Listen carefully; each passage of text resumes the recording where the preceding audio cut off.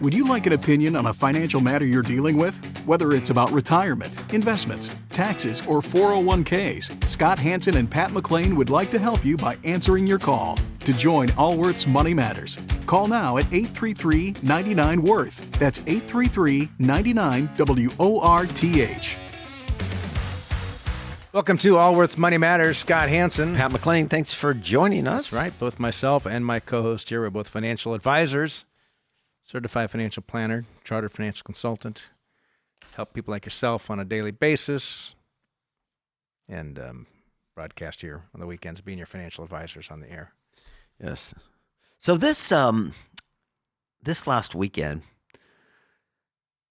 I don't know how it came up, but my third child, my son, has a degree in economics, works as an analyst for a private equity firm, which, by the way, what a grind. Holy smokes. Grind. But yeah, there's certain areas of finance, it's like a rite of passage. It's kind of college hazing moved to the business world. That's right. Don't they just kind of try to abuse these young kids, it seems like. But for whatever reason, investment banking, private equity. Social Security, we started talking about taxation of Social Security. And like with your son. Yeah. Okay. How old is he? 24, 25? Which I thought was, I don't know how the subject came up. I don't remember it. But how, the Social Security, and I said, well, first of all, I don't think you're going to get Social Security when you retire. So just consider it another tax you'll get no benefit from. And second of all, your thesis is mistaken because he said, well, yeah, I was talking to my friend's dad and he's thinking about taking Social Security. And I said, and he said, I was reading an article about the analysis. And I said, you have completely ignored legislative risk. You talked about taxation today, but ignored legislative risk. And if you're going to talk about Social Security, and if you've listened to this show at any length of time at all, we talk a lot about legislative risk with not just Social Security, but taxation period. Right?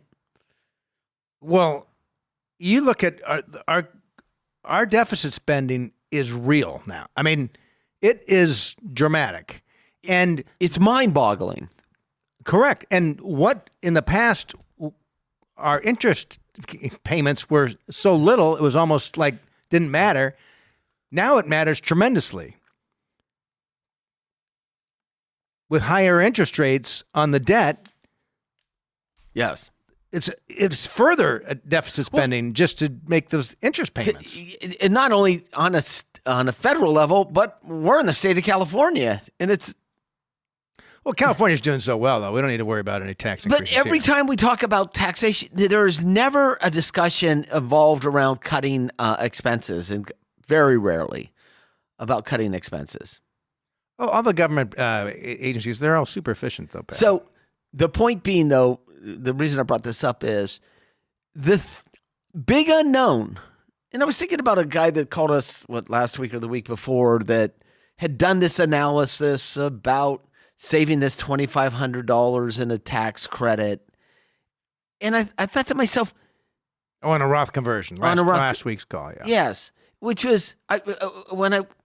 When I went away from that call, I was thinking to myself, tons of analysis that were done about today with little thought about diversification... Of tax planning. Because much like the markets, you have no idea. Here's the reality. The tax code is so complex that, Congress might focus on one area. Let's assume they increase tax brackets across the board. Okay. Just the tax number. 12 goes to 15 and 22 goes to 25 or 26. So they just bump them all up. There are other places to look for, just to look into to say, is there another way we can defer? Are there some depreciation for depreciation? I mean, there's just, so you can't look at as a vacuum and say, well, if this happens, this is going to be the impact here. And I think there's real risk in some sort of excise tax in the future. On accumulated savings. Yes. We call it a wealth tax, but it could be an excise tax. And where they both look at the Roths and regular IRAs. Who's to say Congress says that if you pull out more than $10,000 a year from a Roth, you're going to pay an excise tax, or $100,000 or whatever the number is? There's no, I mean, they can. Well, they have. In the past, they have. Like, and who do you tax? Well, those that have the money. Why? They've got the money. I mean, they don't care how you got it. By the way, there's no like, oh, hard savers, hard workers, none of that. I mean, look at what they did with student loans. Oh, we're just going to forgive them. Well, didn't Biden just forgive a bunch of other ones that? Yes, yeah, but we're just going to forgive. We're not going to forgive the guy that came right out of college. A guy came in and fixed my garage door a couple of weeks ago. I had a garage door fixed lately. I had a terrible experience. Tell me, hear about your experience. This guy, oh, great experience, little expensive, which is weird because it was called affordable. That should have been your warning right there. Right. But discount garage doors. He started the company the day after he graduated from high school. He was 20 years old. He'd been doing it for 2 years. Started his own company. The day after he graduated from high school. Very proud of. Bought the truck, saved up money, worked as a busboy. And you felt great about having him do your garage door. I really did. Of course. And I'm thinking, well, why, if he made that investment and decided not to go to college? Well, there is no forgiveness of debt. We're transferring the debt from the student loan to the taxpayers of the United States. That's correct. There's not forgiveness. It's a transfer. So to your point, here's this guy, chose not to go to college, hustled, 20 years old, hustled to get his business going. Yes. Worked his tail off. It's doing and well. His tax dollars are going to go to pay off the student loans. So back to the Social Security. The thing that we preach about, diversification of a portfolio, you also really need to take that into account on diversification and taxation of a portfolio as well. Yeah, and oftentimes, Pat, we'll see people come to retirement age and 80, 90% of their retirement savings is in a traditional 401k, IRA rollover, right? There's not a lot of planning around that. There's some, but it's minimal. You need $50,000 for a new car, and suddenly it's like, well, it's going to cost me $70,000 because of the tax implications. Yes. So keep that in mind when you're putting together your own financial picture. Diversification. Yeah. It's well, at some point in time, Pat, the government is going to have to rein in the deficit spending. Because the interest alone, if you keep going, you run this out the next 20, 30 years, the interest expense alone will be much greater than any other expenditures. But the idea at points in time has been that we could grow our way out of a deficit. But I think we're past that. We can have economic growth as a percentage of the deficit as a percentage of the GDP. That you really could make the argument that we could possibly grow ourselves out of a deficit in terms of an increasing deficit. I don't think that's going to happen. No, I don't think so. I don't think it's going to happen. The bigger an economy gets, by the way, the harder it is to grow it. So, yeah. Anyway, that's Sherry. Good talk. Thanks for joining us. Well, to go into the future and not think about these things is imprudent and unwise. Correct. But let's take some calls. If you'd like to join us, our contact number is 833-99-WORTH. You could also send us an email at questions@moneymatters.com. We're starting off here in Philadelphia with Ed. Ed, you're with Allworth's Money Matters. Yes, thanks for letting me call in. Thank you. I have a question for you guys. I am retired, I got, I believe, more money than I need for retirement. And most of my income from retirement is in dividends. I have an IRA, a traditional IRA that's worth over $500,000, and I'm slowly trying to bring that down before the tax law changes at the beginning of 2026. My question for you two is, I have a lot of money, I believe a lot of money, sitting in my checking account at the end of the year. And for the last 30 years, I've been reinvesting most of that back into the dividend-paying stocks. And my tax bill is getting pretty big. How old are you, Ed? I'm 63. Are you married? Yes. And how much do you have in stock? And what's your stock portfolio value that are paying these dividends? Just under $9 million. And you only have $500,000 in your IRA. Yes. And why dividend stocks? Just out of curiosity. I've been infatuated with dividends ever since I was like a teenager. It's worked for you. So, oh, they have. They have. Yeah. I'm not going to try to get you changed on that one. It's clearly worked for you. And what's the problem? Yeah.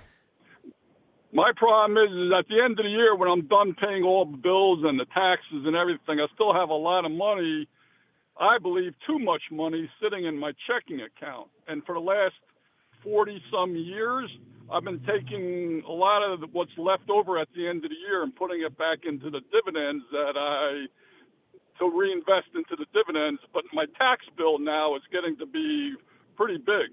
Well, if I gave you a solution, you're not going to like it. I'm going to tell you that you should quit buying dividend-paying stocks. And do what? Just leave them. How about buy some stocks that don't pay dividends? Buy some stocks growth that don't. stocks. Some growth stocks. My guess is that your portfolio is highly tilted towards value companies. You could just buy an index. You're not managing this portfolio in a tax-efficient manner. At all. Not even. There's been no attention paid to the tax efficiency of your portfolio. None. Because I would make the argument that you should have 50% of your portfolio in non-dividend paying stocks. And the reason behind that is obviously for current taxations, also because at death, not appreciated assets under current law receive a full step up in basis. So you can avoid the tax. Completely. So I appreciate the fact that you've got that this investment philosophy has worked for you. It would have worked for you if the portfolio been growth stocks as well. In fact, it would have worked better. How much do you have in the check? How much do you have in cash? Right now, right now I got about 90,000. Ah, well, that's not bad. No. Have you started gifting? You have children? Yes. Have you started gifting to them? Yes. And the maximum you give them amount? Stocks? I give them money right out of my checking account. Are they in a lower tax bracket than you? Yes. Why not give them stocks? I'd give them stocks. Never thought about that. Okay. Well, you did Well, call a there's show. one idea. You did call a financial show to get an idea of something that you're not doing, right? So what happens? Yes. Here's the reality: if you came into our office today, we would look at this portfolio, and the first thing we'd do is we'd look at the allocation. My guess is Scott's is it's highly mostly allocated towards value value stocks. They're and the ones large that pay- cap value would be my guess. Large cap value. So we'd look at the portfolio, and the first thing we do is say, okay, where are there risk in the asset allocation itself? Well, if I had a square with 9 different squares inside of it, yours would be mostly concentrated in the top left hand. We'd say, let's try to actually mimic more of what the market is, which is growth, mid cap, small cap.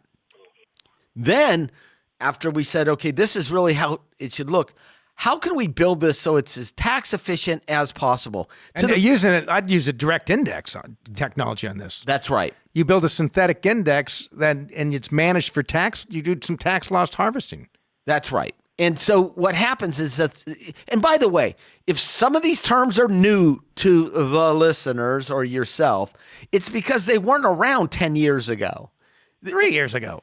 And the reason they weren't around is the cost of friction, which is the cost of trading, was oftentimes more expensive. Now it costs nothing. Yeah. So that what we call friction was the cost of buying and selling. And the other thing is that we use technology today that didn't exist 5 years ago. Certainly didn't exist 10 years ago. We use that to actually manage portfolios. So, technology in the investment advisory world has changed. It's the democratization of investments by the use of technology. It brings private office type services to the middle class or the high net worth, which you wouldn't be ultra high net worth, but you'd be considered a high net worth client. So what you're doing, and you're probably doing all of this yourself, correct? Correct. And you probably don't want to turn this on to anyone else. My advice to you is you're missing out on technologies. Oh, not only that, I mean, so we mentioned one idea. You're gifting your children. That's an easy one. Just gift stocks now, appreciated ones. They're in a lower tax bracket. They could probably have, if they plan it right, they have no capital gains when they sell it. But you also might say, maybe we take some portion of this and use a charitable remainder trust and get a nice big tax deduction from that today with a guaranteed income tomorrow. And we can do, as we do that, the tax deduction, we can turn around and sell some of the existing stocks that we have now, encourage the capital gain. I mean, realize the capital gain, but have them wash out each other. And then we can invest in something that's much more tax efficient. I mean, you got a lot of options here in front of you, but it would mean moving a little bit away from having large 100% cap value. Yeah, large cap value, which is what you're invested in. And I do have a lot of growth stocks in the IRA. Which, by the way, is exactly opposite. Mm-hmm. You've got it completely opposite. You've got it completely wrong. Like if I said, let's make this tax efficient, I'm like, let's call Ed. Or let's lose tax efficiency in this portfolio. Let's call Ed. Because your growth stock should be in the IRA and the dividend. Your dividend should be in the IRA. Excuse me, the dividend should be in the IRA and the growth stock should be in the brokerage account. And I think look, Ed, you've done a great job. You've got a great saver. Good saver. This has worked for you, right? But it's at a point now you've created a new problem for yourself, and it's the taxation of this, right? Because you've got, you probably got, depending on what kind of dividend stocks, you might have $400,000 coming on, you have to pay taxes on each year. And dividends, right? A little bit more. Yeah, a little bit more than that, yeah. Which tells us it's even worse than we suspected in terms of large cap value. Right? And here's what I would do. You're my brother. I'd say, hey, Ed, go interview 2 qualified financial advisors, certified financial planners. Go meet with 2 different ones and just hear what they have to say. Hear about their ideas. And if one resonates with you, just say, look, why don't you do a financial plan? Pay for them to do a financial plan that they can come up with all these strategies to show you the impact it could have on you financially. The money you would actually save in taxation would more than pay for the cost of professional asset management on this account. Okay. That's a promise. Oh, yeah, for sure. I mean, they can manage this account for what? 0.5% and cut your tax bill in half. Yeah. Promise. Right. Promise. That's good. I'm glad I called. Well, I'm glad you are too. And by the way, you've done well. So Listen, if you did nothing, You're still going to be fine. You're still going to be fine. That's right. You did I'm nothing. not worried. I'm not worried about outliving my money. I'm worried about what I called in about is my tax bill is huge. Yeah. Well, I get it. And You have to take a different approach than the approach that you're taking today. And you truly, you could get this tax bill. You might choose to take some of your stocks each year and put them in a donor advised fund that you can dole out to some charities in the future. And you may actually choose to actually accelerate how you're actually giving this the money to the children and use up part of your unified credit. Yeah. Right? Okay. I mean, no one says that you can't go in and give the kids $1 million today, because you can. It's just less money that you could pass on at your death. And by the way, we'll wait to see what happens in the next 2 years. We're going to see lots of people. We'll know more come the election. The election. Yeah, this we've talked about that a couple times in the last couple of weeks, Scott. This election. Yeah, Ed, hey, appreciate the call. Oh, thanks. we're a different topic. Thanks, Ed. This election is, it's a big deal in terms of taxation. And, because what it was 6-7 years ago, when Trump came in, lowered the taxes across the board, so we had a lower tax bracket and increase the amount that we can give to our, typically family, give to other individuals either while we're living or upon our death. So it went from 5 million to, at the time it was 11 million each. Now it's at 13, 14, something like that. But these tax million, breaks, by the way. These tax breaks are set to expire the end of 2025. So January 1st of 2026, the way it's structured now legislatively, they'll revert back to what the tax law was before. So part of what Ed would do. So, but if this happens, a lot of people are going to get hurt. The wealthy, yes, hurt more than others, but the middle class are going to get hurt as well. If it expires, because it's going to revert back to. So there's already talk in both parties of there's going to need to be some change, because no one wants to be in Congress and have all your constituents angry with you because their tax bill went up. So there's going to be some sort of change to this thing, whether they make some things permanent or it's another temporary thing. But nobody knows quite what's going to happen for the high income people or the estate plan. Scott, if Ed was sitting in our office, we would involve him in a sophisticated estate plan almost immediately, as well as the asset allocation and the tax ramifications. And the reason is, first of all, if you don't have an estate, if you've got an estate of any size at all, and you don't have an estate planning attorney that you have a relationship with now, you're not going to find one in the year 2025 that's worth the time. I mean, I've talked to estate planners. They're like, we're worried. There's a lot of people that are saying, I'm going to wait to see what happens come November. And if it goes against them, they believe that there's going to be change in the tax. You call your estate planning attorney, they're like, Bill Smith? I've never worked with you, Bill Smith. Unfortunately, I have no room on my calendar for you, Bill Smith. Or Ed. I think there'll be some attorneys that'll figure out how to crank through his little bit. You kidding me? I would prefer to have a they relationship. just increase their fees. Oh, okay. I'm pretty busy, but for X dollars, I'll squeeze you in. It's almost like a supply and demand, like how market forces work. But we won't. I mean, who knows what's going to happen in the future with some of these tax law changes? So I don't think we know. Well, hey, right now it's time for we do a segment periodically, Pat. What do we call this? House calls. House calls. I don't know why we call it house call. What is a house call? I don't know. What do you mean you don't know? I know what a house call is, but why do we call it house call? This is where the part of the show where we revisit a call from the past where someone called and asked us a question and we gave advice. And for us, we've been doing this for almost 30 years. I always wondered, if they took the advice or whatever happened, right? I remember you talking about, why don't we do this? Why don't we do this? And so we went to the people that put our show together, Pietro and Jason, and said, can you follow up with some of these people and get them on the show again and find out if our advice was just complete garbage, whether they acted on it, or whether it was actually worth listening to. Yeah. And then you guys can wager on whether. And they call that house calls. And we call it house calls. Yeah, so there we go. That's several weeks ago, we spoke to a California guy named Michael.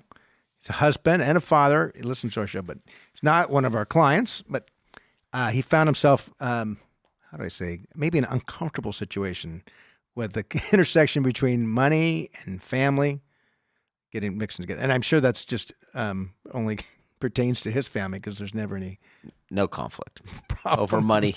But let's listen to a clip of that call. One thing that has been recently proposed to me by my father-in-law. So he is a insurance agent. He sells insurance. Oh no. No, I just he wants to. Your father-in-law wants to sell you something. So he already did. So he. How much do you love your wife? That's exactly right. This is getting really. We haven't even gotten deep, and it's already complicated. Yeah. So he sold. Right now, I'm putting money into an IUL. And he's really, really aggressive about Indexed Universal Life. For the rest of the listeners, Index Universal Life. So he's aggressive. How? So I have other, retirement plans. I do have a 457 with the state, and I put money on the side, and I also invest in just CDs and money. Some of my funds are in a money market. So he wants me to try to be as aggressive as I can with my IUL because he kind of thinks that, hey, 457s, 401ks and things like that, they're not as good. So I should kind of be throwing all of my money into the IUL. Is he does he licensed in other areas of financial advice? Is he a certified financial planner? I'm not too sure. But whenever I do bring anything else up, like maybe just putting funds into a Roth IRA and just kind of managing it myself, he says that it's not a good idea because you know how the IULs, they have a floor. That's right. They have, Michael, let's just step back for a minute. Let's just forget he's your father-in-law. Let me ask you a couple questions. Do you have any children? I have one. Okay. And how old is your child? She's turning 2 this year. Okay. And how much money do you have saved already in everything but the IUL? Altogether, I have about 100,000. Okay. Somewhere around there, yeah. Okay. So here's what happens is in these IULs, they're index universal lives, and they have a floor, which is a return. They're really complicated products. And they have a cap as well, and they don't pay dividends on the underlying index as well. So let's just and by the way, each one of the index universal life will actually have its own index that it's actually measured against. It doesn't have to be the S&P 500. Many of them actually have a combination of different indexes that they measure themselves against. What they're designed for is for those people that want to have some stock market exposure and want some downside protection. But the reality is the cost associated with that. I think they're designed for those that don't want to take the time to go through the education process to really understand how financial markets work. And two, that for whatever reason can't get to the point where they're comfortable seeing things fluctuate in value. Thank you, Scott. And either which way, what they're looking for I don't view it like insurance, like homeowners insurance, like your house burns down. I love insurance. I love certain types of insurance. I love umbrella insurance. I like auto insurance. I like homeowners insurance. I like disability insurance. I like life insurance. I don't like pet insurance. I've never insured anything, an appliance or a stereo or anything that Amazon offers me. That's right. Never, right? I don't take insurance when I'm playing blackjack, 21. Don't like that type of insurance either. How often do you play blackjack? I don't. That's a joke. So you don't need this. He needs life insurance. You need $1 million. And this is his father-in-law. That's right. But just say to your father-in-law, first of all, it's unfair for your father-in-law, quite frankly, to suggest this to you. It's just flat. It's real irrelevant. It is. It's unfair. I know, but it is. Okay, well, we all have families. But I'm just look. I would just say if someone was trying to sell me Here's something, I would just if my brother sold aluminum siding, I would say I think that's awesome. It's year 2024. I don't know. People are still using aluminum siding. If my brother from what was that movie? Tin Man. If my brother was selling aluminum siding, I would say, I'm glad you've found a career that you love. I don't want any. I don't need it. I don't think I need it. This just is his isn't working father-in-law. Understand. You don't need to buy any more. And by the way, You're much better off doing a Roth before you buy more of this. That's right. So you need $1 million term life insurance policy. What do you make a year? Close to 100,000. You probably need $600,000-700,000. $1 million. How much is the VU? How much is this UL for? For 500. And how much are you putting in it? Right now, I'm putting in monthly $750. So $750 a month to the plan. Yes, $750 a month. Yes. Oh my gosh!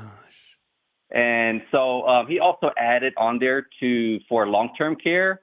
So I did, take a look at it because it's now at about a year and a half ish. So I did kind of take a look at the statement to see what the breakdown and everything was.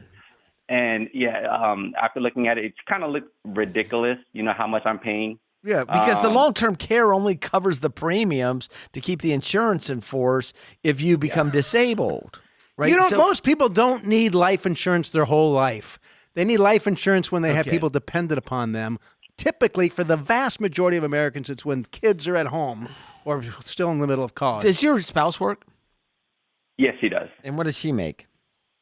She's about the same thing as me. Does she also have one of these IULs? Yeah. So her dad's been doing it for a while. So she's been putting funds into it for a while. You have 10% of your income going into an IUL. Yeah. Do you realize that? 9%. You're putting $18,000 a year. Your father-in-law is a fringe advisor, right? So if you go out and looked at the universe of financial advisors of the United States, what his recommendations, that was the very fringe ends. So don't buy any more of this stuff. Scott, say it. Well, look, I've got a father. Well, I would, if I were in your situation, I'd probably say, hey, Bill, at this stage in life, I think it would be cleaner and easier if I had a financial advisor outside of the family. It just is too uncomfortable for me. And I hope you respect me as a man. I love your daughter. I'm going to do the best to take care of her as best I can. I just think it would be healthier for me and if I had a financial advisor that was not family. The same way a surgeon would not want to operate on their son-in-law, I just would feel more comfortable having someone completely independent. I gotta agree with you, Scott. You're not, and you wouldn't call our show if you thought this was the right thing, Michael. Yeah, and so the next step for me would be to because there's a surrender value or surrender charge on it, so just pay that out and get out. I would start with that conversation. Yep, start with that, and see just, where that leads. And look, you've got it. You said you work for the state of California, correct? Yes. Does your spouse work at the state? Yes, he does as well. Okay, so you've got great pensions already. You have access to 401k, 457, right? You can buy term life insurance through your employer. Almost everything you need. I would argue to have term life insurance on the outside should at some point in time you separate service and almost everything you need is a term life insurance and for you can, next to and nothing. then set up a 529 for the kid. You've got $18,000 a year going to this garbage. I agree with Scott. You need to have the conversation with your father. I would not talk about anything about insurance. It doesn't. That's all irrelevant. Products are relevant. It has nothing to do with the product. It just, you would feel better having someone that's not family, and that way when you're together, we don't have to have any financial discussions. We can just enjoy one another as family. Right. You shouldn't own this. You should not own it. But that's the way to start. And listen, if he fights back, he's probably not going to disown you. I mean, you've got that grandchild. Right. Yeah, and it's his only grandchild. So. Okay, there we go. There's leverage. That's all we needed. That's all we needed. Okay, well, we have Michael with us now. Michael, welcome back to Allworth Money Matters. Hey, Scott and Pat, good to be back. How are you guys doing? Good. So I don't remember. We did a lot of calls, but I distinctly remember this call because as we were answering, I thought, how uncomfortable is this for you? So tell us, where did it go? Are you still married? Still married. So the conversation, with my father-in-law went as good as it possibly could. The outcome probably not as good.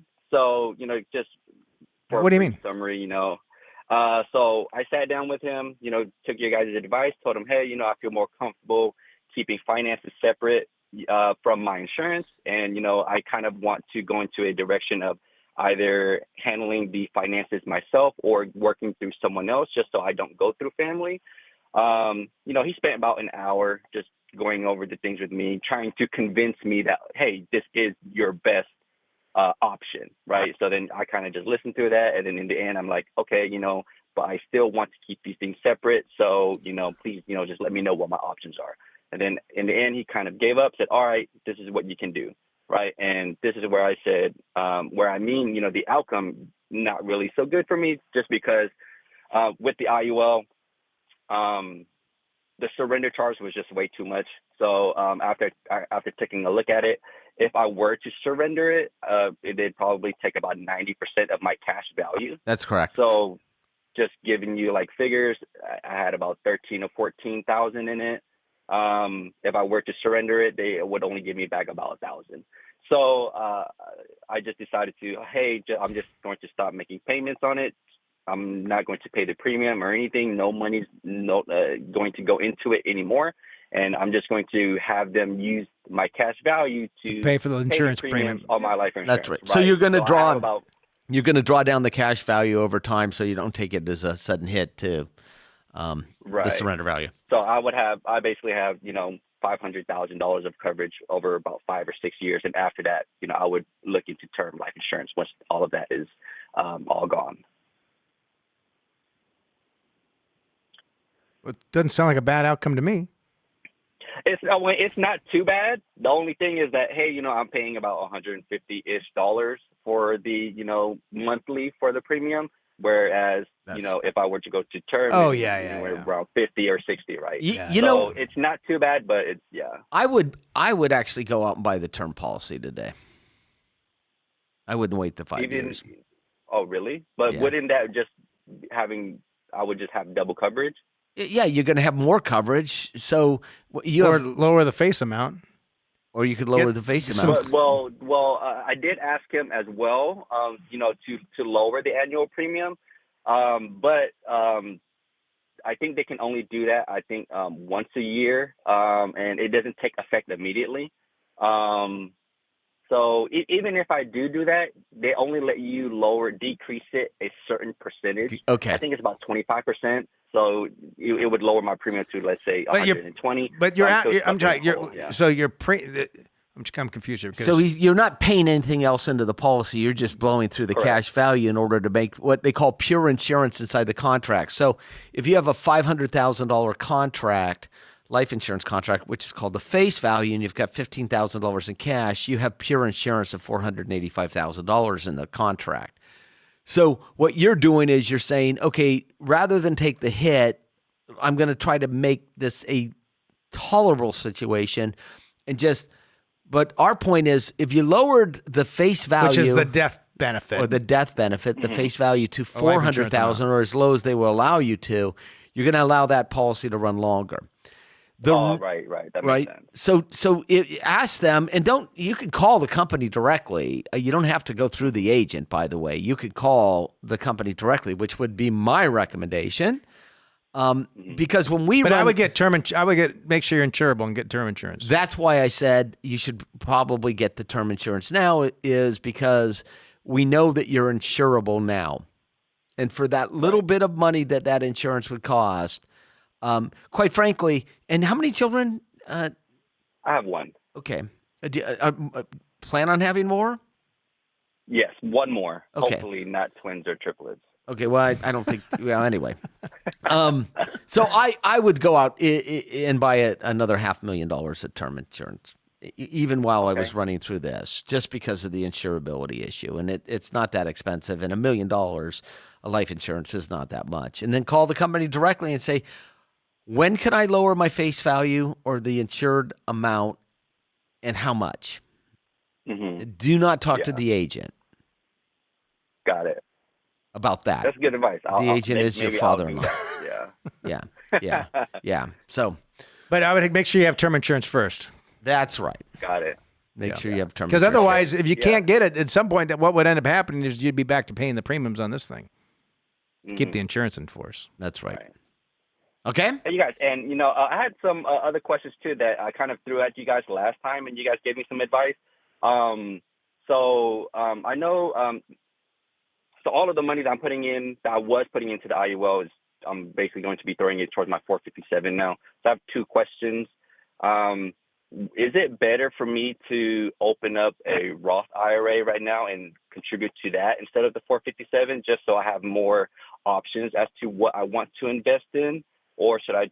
You have a brokerage, so you work for you're in the state of California, right? Don't you? You have a brokerage window option. Yes. So you're not stuck with just the limited menu they give you. You work for a municipality? State of California. Okay, so yeah, you've got it's called a brokerage window. You can invest in anything you want. That's right. And you can do it on a Roth basis. Okay. Any publicly traded security. Roth basis. So it's called an investment, or it goes up by self-directed brokerage accounts. Or brokerage link. Or brokerage link, or I don't know. PRCA. Okay. I don't know. Okay, I need to look a little bit more into that. Yes. So yeah, you've got tons of options. So you could do a Roth IRA, just making it more difficult for yourself. Yeah, I like the Roth 457. The Roth 457 in a brokerage window. All righty? Okay. Yeah. Got it. Thank you guys so much. All right, Appreciate it. Michael. Thanks. And I'd love to see someone show me the difference of. Anyway, I'm not going to. There we go. we made our point. Oh boy, and it's time. It what? Nothing. Come on. I just look. There are places that I'm a big believer in life insurance. I'm a big believer in insurance. I have a lot of insurance. I don't love paying the premiums, but I have homeowners insurance. I have auto insurance. I have an umbrella policy. I like all those things. I have life insurance, disability insurance, dental insurance. Dental insurance, not really insurance. It's just a mechanism to pay and get lower rates at the dentist, right? As health insurance feels that way, and you only have insurance if you really have something catastrophic. But I am a fan of. It's just that there's oftentimes some of these policies are missold because if I'm an insurance agent and I'm looking at somebody sitting across the table needs insurance, I could either sell them term insurance and make a few $100s in commission, or I could send them a whole life policy or something equivalent to that and make 6, 7, 8, 10 times. That's great. Or more. Right. And oftentimes it's used incorrectly in front of other investment vehicles that are actually better for the client. But don't get us wrong. There is a place in this world for annuities. That's right. Whole life, universal life. And if we see the estate exemption drop down from where it is today, you're going to see a lot more ordinary. It seems like a lot of money, but it's second to die policies. You got a home and some assets, and suddenly or even asset-based life insurance policies with the Medicare, with long-term care riders on there. But the index universal life, or the indexes, they scare me because you're supposed to hold this thing long enough that you're going to be able to go through the cycles. That's right. And what's the point of actually when you got an 18-year surrender charge on a life insurance product? Yeah, what's the point of actually putting downside protection in this thing when you're going to and paying for it when you're going to live through the market cycle anyway? I mean, I have a variable universal life policy that I've owned for 30 years. I bought it when my children. I bought it before they were born, and it's done great. And It's because it's been in equities. It's 100% Not equities. in an equity index. 100% equities, and it goes up and down in value. And I quit putting premium payments into it, I don't know, 5-6 years ago, and it's self-supporting, increasing face value. In fact, I looked at whether I should gift it out of my estate, but interpolated terminal reserves.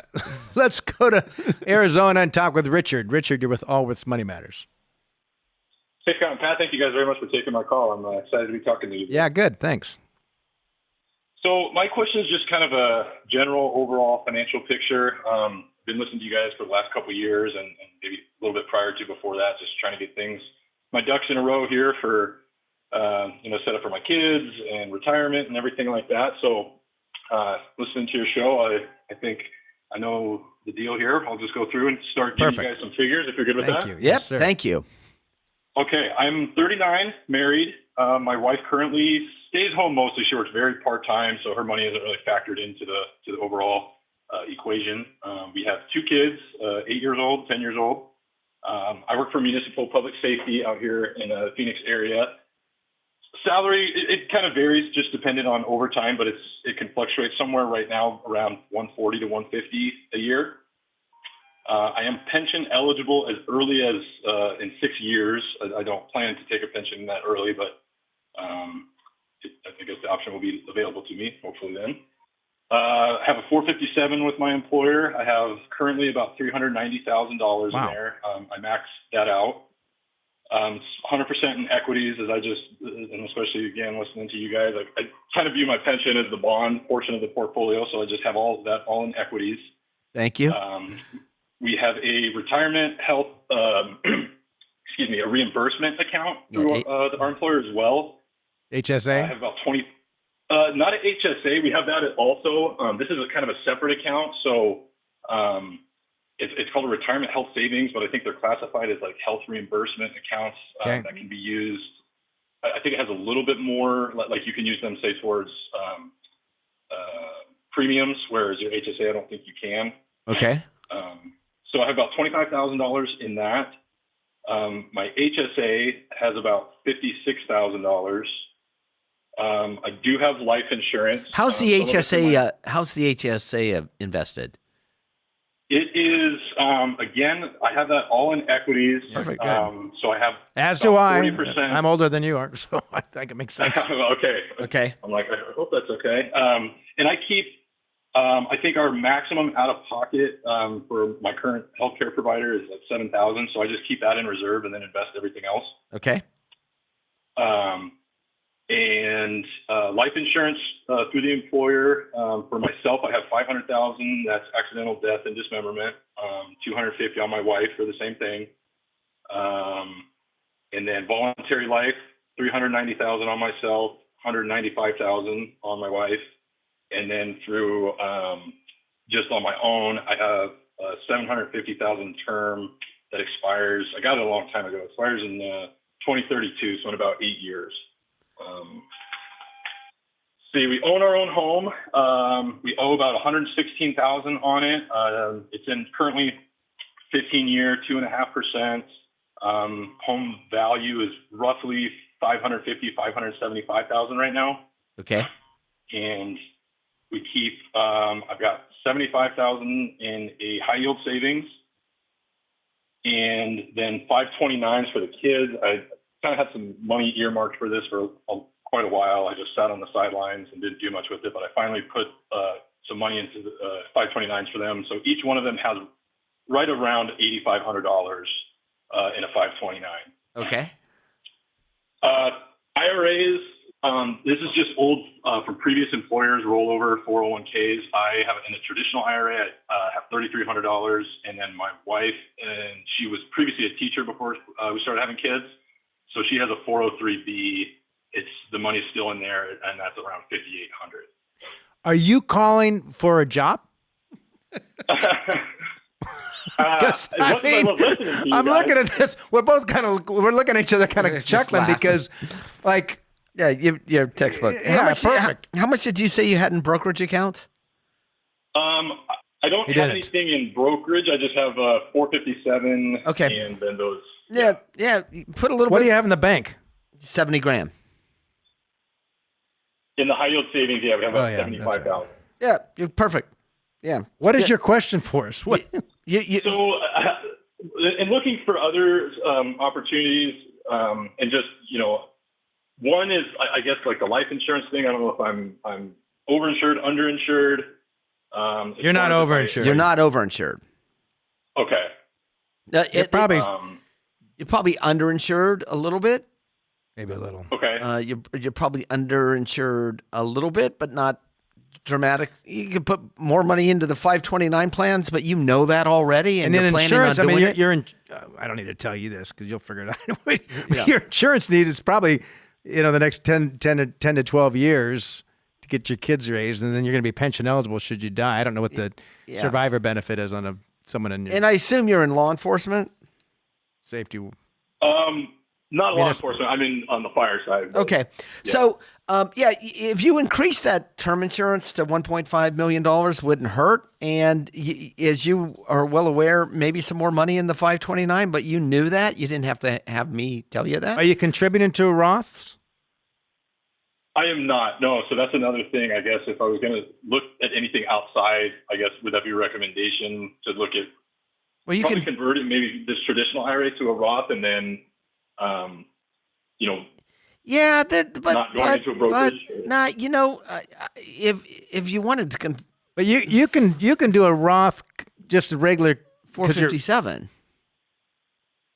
No, but in addition, Yeah, and I did check with the employer that we have that option. right now you can do a Roth IRA, given your income level, you can do a Roth IRA for yourself, a Roth IRA for your spouse. You can do it for 2023 and 2024. So take some of the money that you've got in your high yield savings and open up 2 Roth IRAs. How? And then I can go back in 2024 or 2023. I'm sorry. That's correct. Yeah, that's correct. you have till April 15th to do that. This program has been brought to you by Allworth Financial, a registered investment advisory firm. Any ideas presented during this program are not intended to provide specific financial advice. You should consult your own financial advisor, tax consultant, or estate planning attorney to conduct your own due diligence.